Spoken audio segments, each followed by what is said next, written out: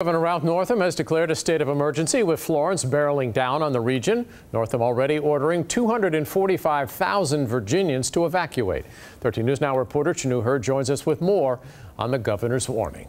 Yeah, David, the governor is calling for people to start prepping now for this storm, and many federal agencies are already doing that, including the United States Coast Guard.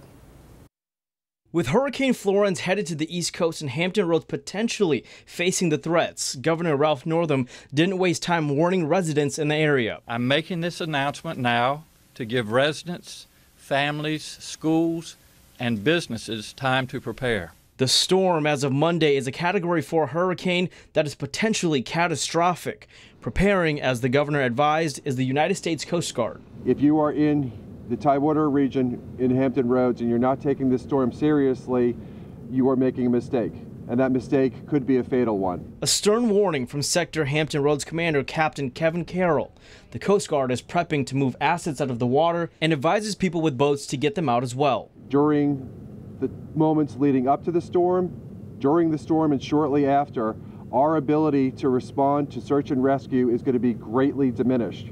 At this time, all should prepare for what could potentially hit Hampton Roads. The largest threat to life from hurricanes is not the high winds. Flooding is the deadliest result of these storms. We will update the public on a regular basis. I ask all Virginians to take all precautionary measures to keep themselves and their families safe. Now, Governor Northam was in Hampton Roads earlier tonight. The Coast Guard says the Port of Virginia will also be closed starting noon on Wednesday. We'll continue to keep you updated and also with what the governor is saying about Florence as it heads this way. Chanu Hurd, 13 News Now.